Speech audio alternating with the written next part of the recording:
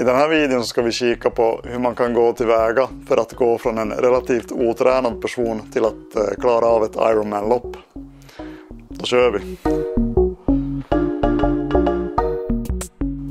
Okej, så jag har alltså själv gjort den här resan. Jag har varit extremt otränad på grund av hälsoproblem. Jag har haft problem med min mage och jag har haft problem med ledvärk. Det var en följd av att jag jobbade skift och det klarar inte min kropp av. Men efter att jag slutade jobba skift så har jag liksom sakta men säkert byggt upp min hälsa igen. Och under tiden så har jag haft som mål att klara av ett Ironman-lopp. Och det har jag gjort alldeles nyligt. I helgen så körde jag Laponia triathlon.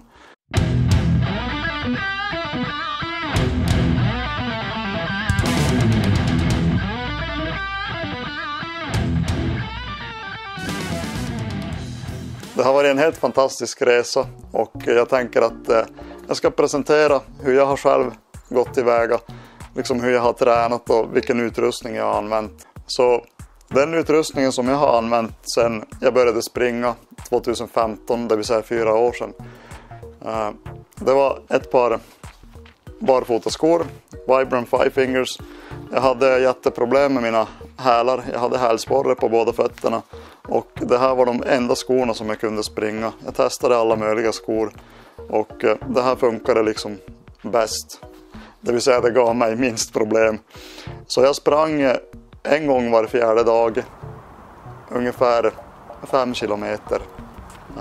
Och så sen har jag bara sakta men säkert rampat upp liksom mängden, det vill säga antalet kilometer. Och till slut så innan tävlingen här så då var jag väl uppe i en sån träningsmängd att jag kände att jag kunde liksom springa 10 kilometer varje dag i så här behagligt tempo. Och så sen efter varje träning så körde jag följande stretchövningar.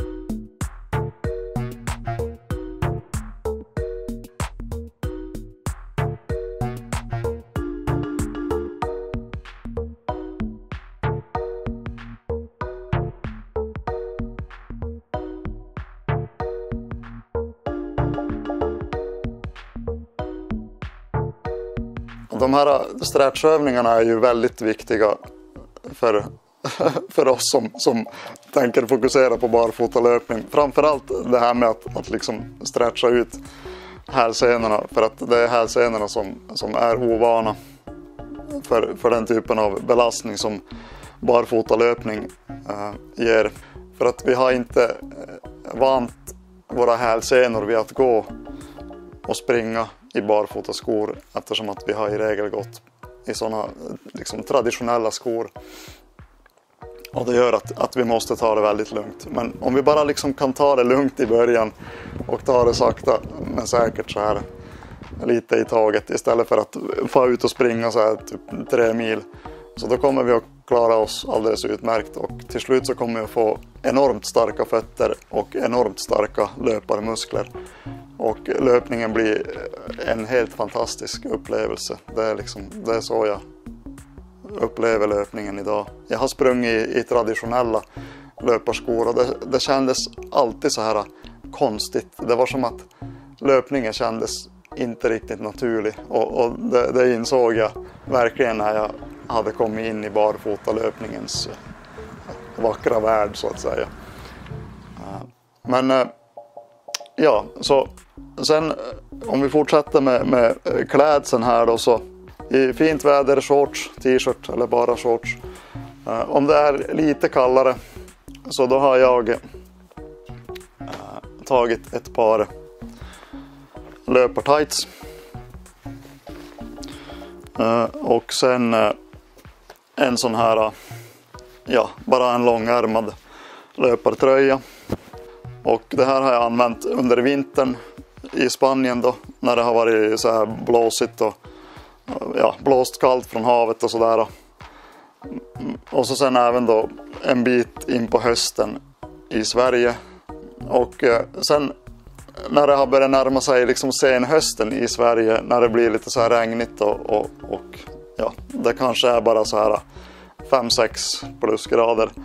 Då har jag kombinerat med en löparmössa och eventuellt ett par handskar. Och sen fortfarande då 5 fingers. Sen om det blir minusgrader, vilket det kan bli här, åtminstone här i Luleå där jag är nu och där jag har varit och tränat mycket under sen hösten och början av vintern, så då har jag använt mig av ett par vindbyxor. Och så har jag haft en merino-ullströja. Och ovanpå det en jättelätt vindjacka. Och så sen är det, genom att det är huvad då, så kan man då kombinera det med en löparmössa. Och så sen drar man på huvan. Och då har man ju fått det liksom väldigt varmt om huvudet. Även om man saknar hår på huvudet, vilket jag gör. Men det blir ju liksom tokvarmt nästan. Även om det är minusgrader och man håller igång och springer sådär.